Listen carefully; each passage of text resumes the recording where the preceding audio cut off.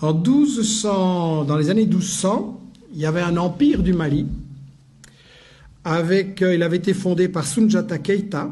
L'empire du Mali avait un État fédéral très organisé, avec un parlement. Vous imaginez, dans les années 1200, un parlement.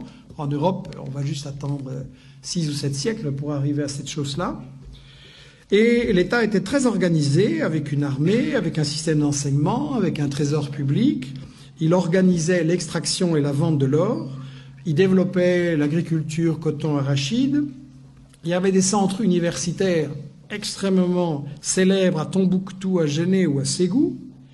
Et un des successeurs de Keïta, Boubacar II, 2 siècles avant Christophe Colomb, a lancé 2 expéditions maritimes pour découvrir l'Amérique. Donc, pour des gens qui ne sont jamais entrés dans l'histoire, c'est pas mal. Et en fait, ce qui est intéressant, c'est que donc, il y avait toute une économie en Afrique et au Mali. Il y avait une économie avec un commerce, des caravanes qui remontaient de la Gambie, donc de l'ouest de l'Afrique jusqu'à la Méditerranée. C'était effectivement contrôlé, organisé par les Touaregs. C'était un commerce extrêmement prospère. Et quand le colonisateur français est arrivé là, intéressé par les matières premières, qu'est-ce qu'il a fait?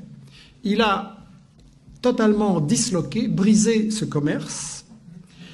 Pour gérer le commerce et l'économie, il a importé des Libanais et des Grecs.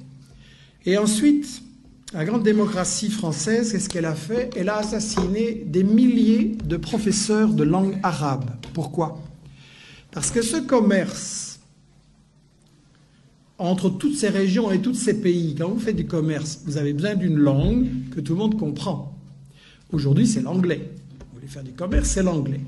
Et à ce moment-là, c'était l'arabe. Et donc, si on voulait détruire ce commerce et que tout soit pour l'exportation vers la France, on a massacré des milliers de professeurs d'arabe à l'époque.